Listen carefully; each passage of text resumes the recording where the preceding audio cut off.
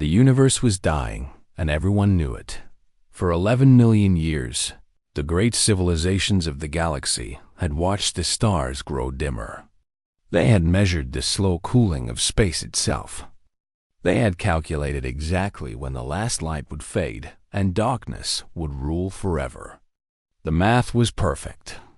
The future was certain. Everything would end.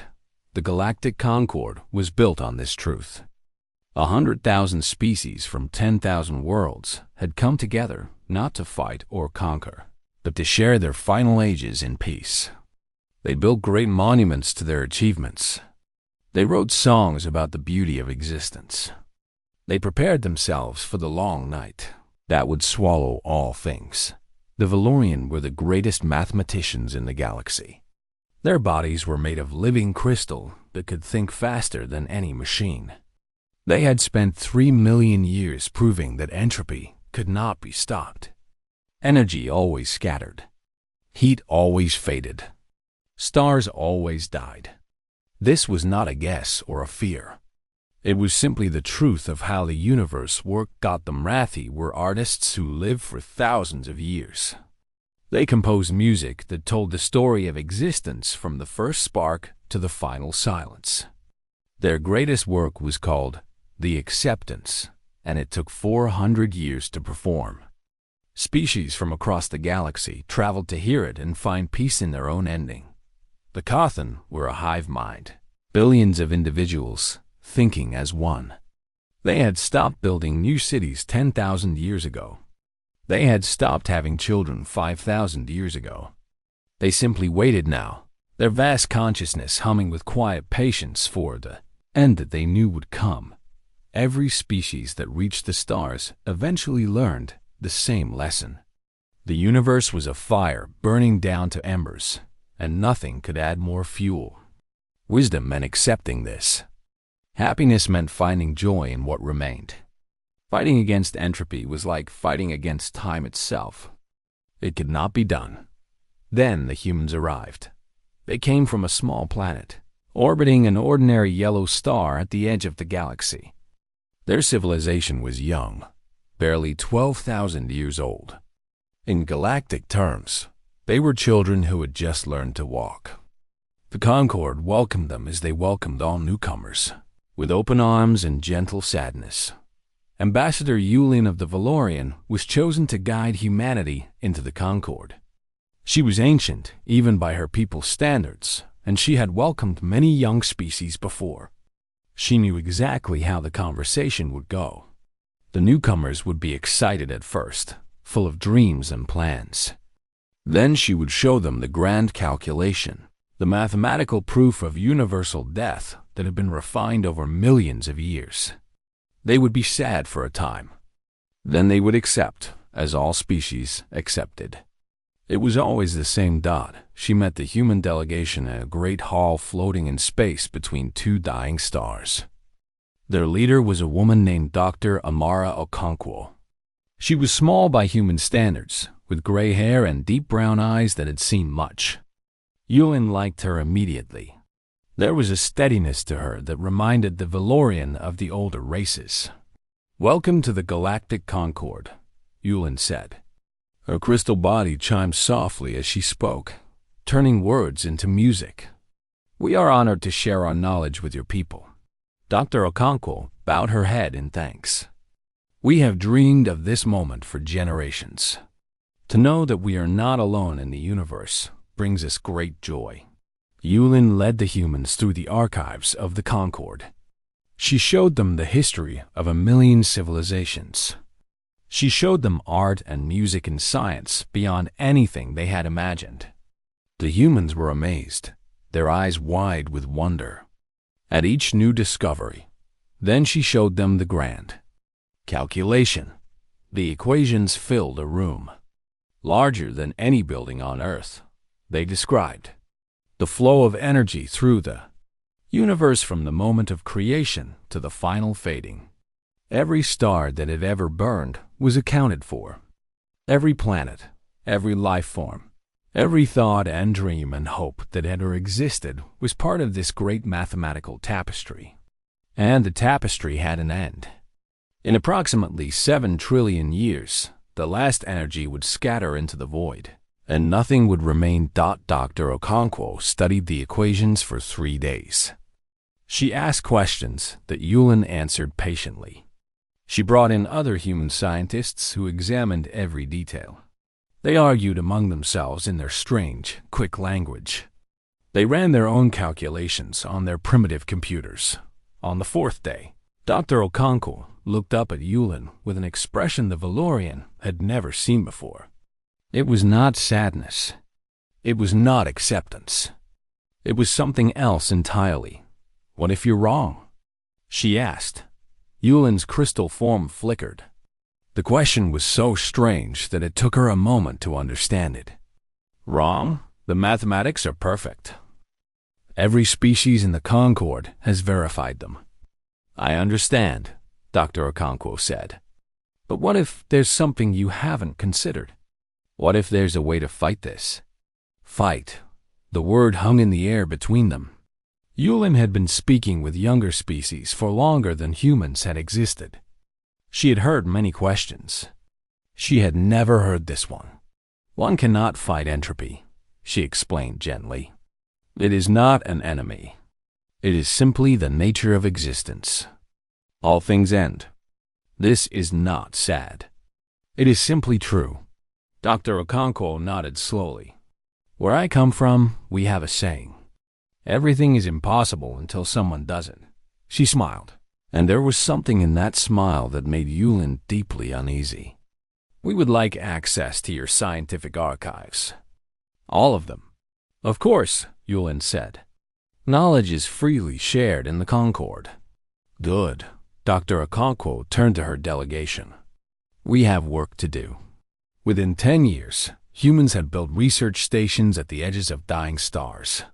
Within 50 years, they were proposing theories that the Valorian called fantasy. Within a century, they had proven 3 of those theories correct. The Concord began to watch humanity with an emotion they had not felt in ages. It was not quite fear. It was not quite hope. It was the strange, uncomfortable feeling of certainty beginning to crack. For the first time in 11 million years, someone was asking different questions. And the universe was beginning to give different answers. The humans called the great project Prometheus, after an old story from their homeworld. In that story, a god stole fire from heaven and gave it to humanity, changing their fate forever.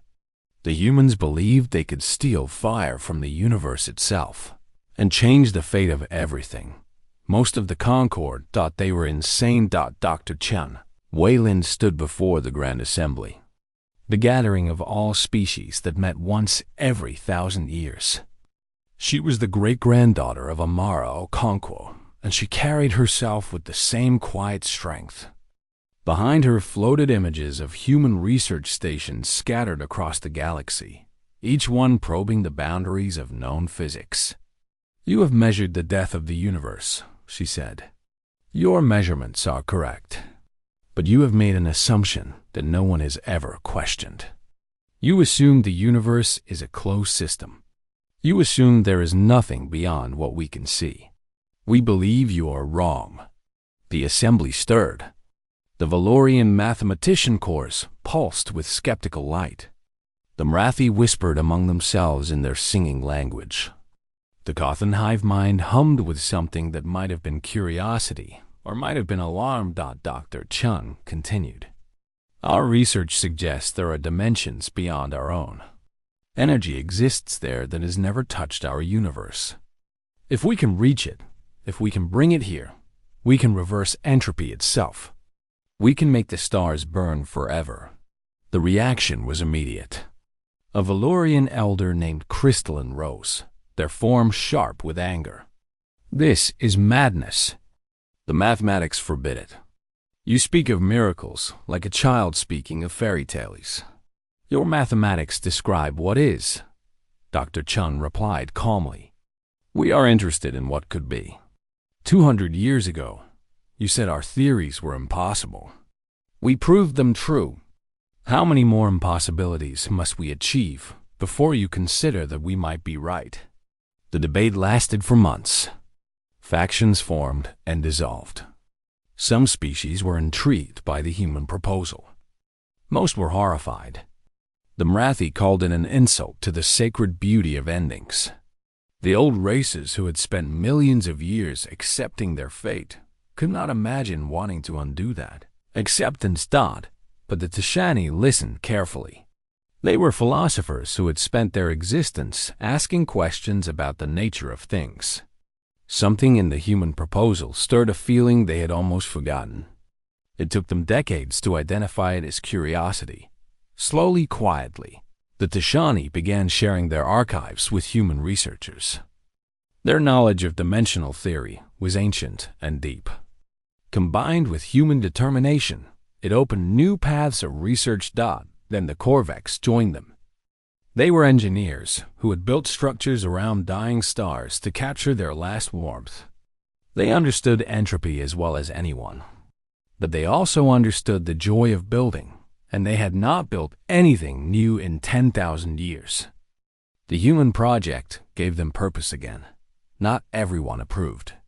The Valurian and several other elder races formed a coalition called the Eternal Acceptance. They believed the human project was dangerous. They said that tampering with universal constants could speed up destruction rather than prevent it. Worse, they feared that humanity's refusal to accept death would spread to other species like a disease. For millions of years, we have found peace and truth, Crystalline said. Now these newcomers want to poison that peace with false hope. If they fail, they will have stolen the serenity of countless beings. If they somehow succeed, they will have stolen the meaning of existence itself. The war began slowly. At first, it was only words. The Eternal Acceptance refused to trade with species that supported the humans. They closed their archives and recalled their ambassadors. Human research stations found their supply lines cut and their requests for help denied. Then it became more than words. A human research station near the galactic core went silent. When rescue ships arrived, they found nothing but debris. The Eternal Acceptance denied responsibility, but everyone knew the truth. For the first time in 6 million years, one civilization had destroyed another's work by force. Humanity did not respond with fury. They responded with sorrow and resolve. Dr. Chun Wei Lin addressed the human councils with tears in her eyes but steel in her voice. They fear what we represent, she said. They fear hope itself. Our ancestors faced ice ages with nothing but fire and courage. They cured diseases that should have destroyed them. They reached for the stars when the stars seemed impossible to touch. We are the children of those people. We do not know how to accept defeat. We do not know how to stop fighting for tomorrow. She paused and looked at the faces around her, human and alien alike. The Tishani were there, and the Korvax, and a dozen other species who had chosen to stand with humanity. I cannot promise we will succeed, she continued, but I can promise we will never stop trying. That is who we are. That is what it means to be human. The war lasted 300 years. It was fought in space and in laboratories, with weapons and with ideas. Species chose sides not based on power, but on belief. Did you accept that all things must end? Or did you dare to imagine a different future? In the end, it was not victory that stopped the fighting. It was proof. 3 centuries after the war began, a Prometheus engine activated at the edge of known space. It reached into dimensions the Valorians said could not exist. It pulled energy from reservoirs that the old mathematics had never imagined. And it made a dead star burn again. The light of that impossible star spread across the galaxy. It was not just illumination. It was an answer to the oldest question.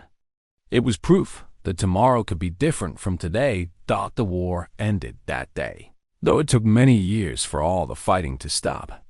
The Eternal Acceptance did not surrender. They simply fell silent, their certainty crumbling in the face of evidence. They could not deny that everything they had believed for 11 million years was wrong, and everything humanity had dared to hope was becoming true. 10,000 years after humanity first joined the Concord, the universe had become something new. It happened slowly, like dawn creeping across a world that had known only night. A star here, a nebula there, each one burning brighter than the old physics allowed. Energy flowed in directions that the ancient calculations had said were impossible. The careful predictions of universal death were falling apart, replaced by something no one had dared to imagine. The Prometheus engines now numbered in the thousands. Each one was a bridge to dimensions beyond normal space, a channel through which energy could flow into a universe that had been slowly dying for billions of years. The effect was small at first, like a single candle in an infinite darkness. But the candles were multiplying, and the darkness was retreating. Ambassador Yulin stood on an observation platform orbiting a star that should not exist. 2,000 years ago, this star had been a cold cinder, its fire long exhausted. Now it blazed with warm yellow light, surrounded by planets that were being prepared for new life. She had watched many wonders in her long existence, but nothing like this. Beside her stood Dr. Maya Okonkwo-Chun, great-great-granddaughter of the women who had started everything. She was young by human standards, barely 60 years old, but she carried the legacy of generations in her calm brown eyes. I remember when I first showed the grand calculation to your ancestor, Yulin said. Her crystal form shimmered with colors that represented emotions she had not felt in millions of years. I was so certain. We were all so certain. Dr. Okonkwo-Chun smiled gently. You weren't wrong about the math. You were wrong about the question. What do you mean? You asked how the universe would end. You studied death for millions of years. You became experts at understanding endings. She gestured at the reborn star blazing before them. We asked a different question. We asked how to stop it.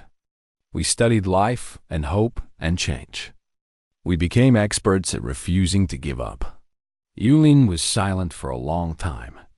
Around them, ships moved in the light of the impossible star, carrying colonists to worlds that would now have billions of years instead of millions. New species were being discovered, life forms that had evolved in the brief warmth of the Prometheus effect. The universe was waking up. Some of us still struggle, Yulin admitted. The Marathi have stopped composing their elegies, but they do not know what to create instead. The Kothan hive mind has begun having children again after 10,000 years, and they are terrified. We spent so long preparing for the end. We do not know how to live for a beginning. Dr. Okonkwo-Chun nodded with understanding. That is why we are here. Not as conquerors or saviors. As teachers. Teachers of what? Hope. She said the word simply, as if it were the most obvious thing in existence. The unreasonable belief that tomorrow can be better than today. You called it madness when we first came to you. But it is the most human thing about us. It is why we survived our ice ages and our plagues and our wars. We refused to believe that the darkness would win. Below them, the new star cast its light on a planet being transformed into a garden. Human engineers worked alongside Corvex builders and Tashani philosophers, creating something that had never existed before. Not a monument to what was lost, but a foundation for what would come. The galaxy was not yet saved. That would take thousands of years more. New Prometheus engines needed to be built. New dimensions needed to be explored. The work was barely begun, but the direction had changed. Instead of sliding toward darkness, the universe was slowly, impossibly, climbing toward light. Not everyone had accepted the change. The Valorian had split into factions. Some had joined the great project with enthusiasm, applying their perfect mathematics to problems that had solutions instead of only endings. Others had retreated to distant corners of the galaxy, unable to abandon the certainty that had defined them for so long. They still believed that somehow, eventually, entropy would win. They still composed their songs of acceptance to an audience that grew smaller every century. Crystalline, the Valorian elder who had once called humanity mad, had disappeared centuries ago. Some said they had shattered themselves rather than witness the destruction of everything they believed.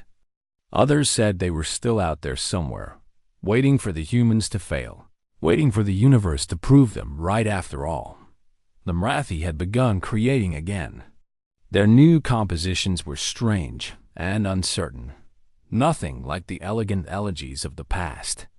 They called them songs of the uncertain future. They were not beautiful in the way the old music had been. They were rough and questioning and full of dissonance.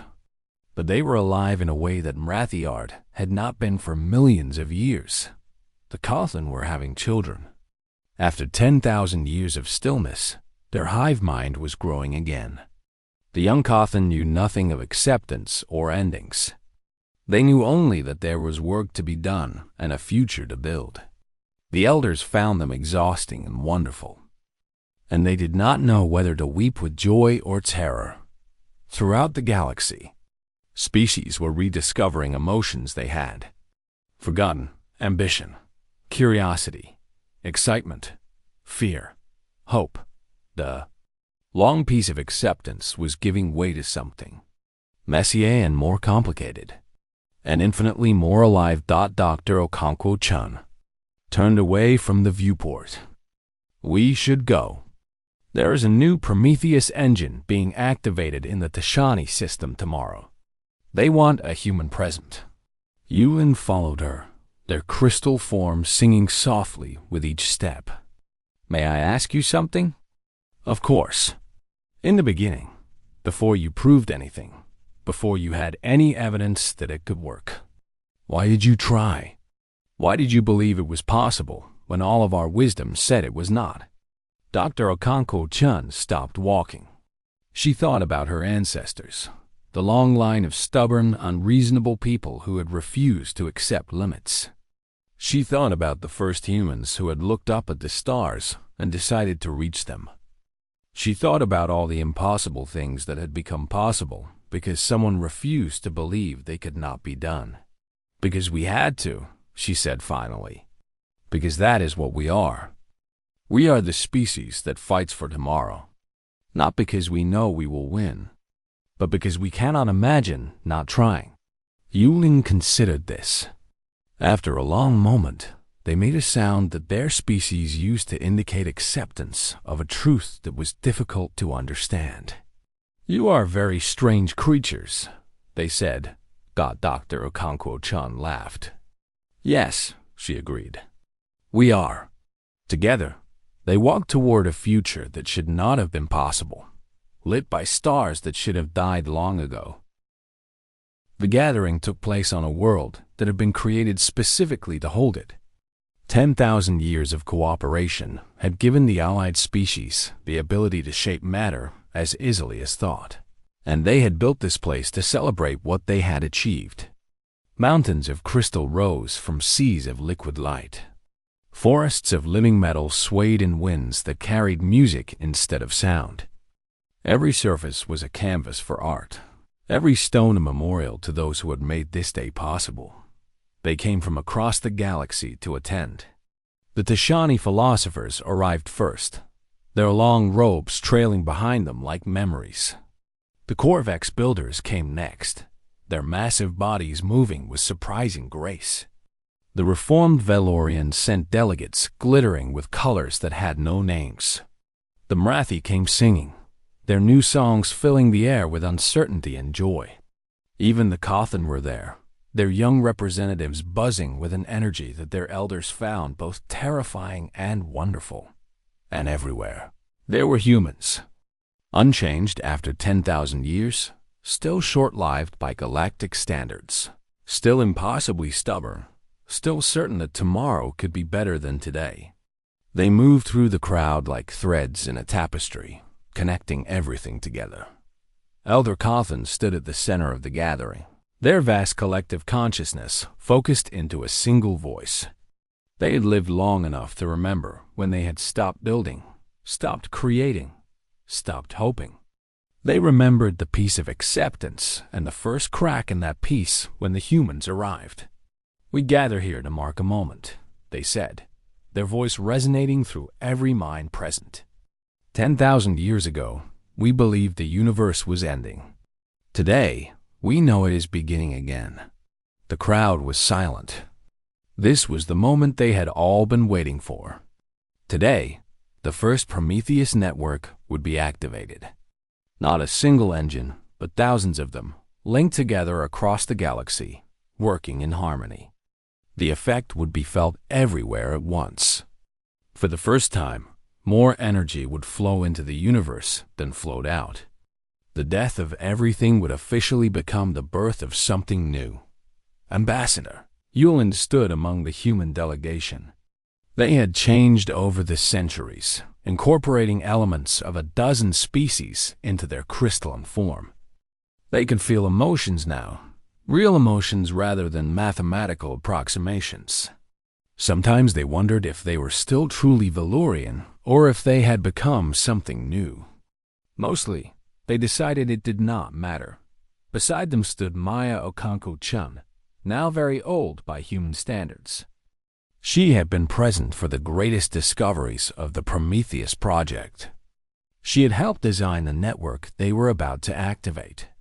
She had seen her children and grandchildren and great-grandchildren grow up in a universe that held futures instead of just endings. "Are you ready?" Yulin asked. Maya smiled, the wrinkles around her eyes deepening. "We have been ready for 10,000 years. The activation signal went out at the speed of light and faster, carried by channels that human science and alien wisdom had built together. Across the galaxy, Prometheus engines awoke. In dimensions that the old mathematics had said could not exist, energy began to flow. And the universe changed. It was not dramatic, not at first. The stars did not suddenly blaze brighter. The darkness between them did not immediately retreat. But instruments across the galaxy recorded the moment with perfect clarity. For the first time since the beginning of everything, the arrow of entropy was pointing in a new direction. The gathered species felt it like a wave passing through them. The Dashani wept with joy, their philosophical detachment crumbling in the face of actual evidence that hope could become reality. The Korvax rumbled with satisfaction, their building instincts already imagining what could be constructed with infinite time and infinite energy. The Marathi began singing spontaneously, a song that had no words. Only the raw emotion of creatures who had spent millions of years accepting death and suddenly found themselves promised life. Even the Valorian could not contain themselves. Their crystal forms blazed with light, calculations racing through their minds faster than ever before. They were not computing endings anymore. They were computing beginnings. Infinite possibilities stretched out before them, more than they could ever explore. Maya Okonkwo-chan watched it all with quiet satisfaction. She was tired now, her human body wearing out despite all the medicines that could extend her life. She had perhaps a few more years, no more. But she felt no sadness about this. Her species had fought for the right to have futures, not the right to live forever. What mattered was not how long any individual survived, but that there would always be someone to carry on. A young woman approached her through the crowd. She was tall and dark-skinned, with eyes that held the same stubborn light that had defined the Okonkwo family for generations.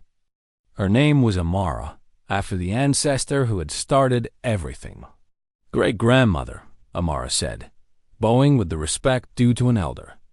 "How does it feel?" Maya considered the question. How did it feel to have won? To have proven that the impossible was possible? To have changed the fate of everything that existed? "It feels like work," she said finally. "We have not saved the universe. We have only given it a chance. The rest will take longer than I will live, or you will live, or 1,000 generations after us. But that is how it should be. The victory is not in finishing.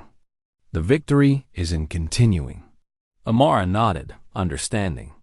She was already thinking about the challenges ahead. The Prometheus network was only the beginning. There were still parts of the universe beyond its reach.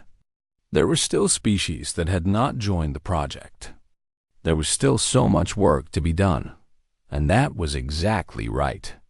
That was exactly human. Elder Cawthon's voice rose again, addressing the gathered species. We are asked what we will do with forever. It is a question we never expected to face. For millions of years, we prepared for endings. Now we must learn to live with beginnings. They paused, and their next words were directed specifically at the human delegation. You taught us to hope. You taught us to fight. Now we ask you to teach us something more. Teach us what it means to build a tomorrow. Maya looked at her great-granddaughter. Amara looked back, her eyes bright with the light of possibilities. We build it together, Maya said. That is the only way it has ever worked. You bring your wisdom and your art and your patience. We bring our stubbornness and our dreams and our refusal to accept impossible. And together, we make something that neither could make alone. The celebration continued long into the night of that constructed world.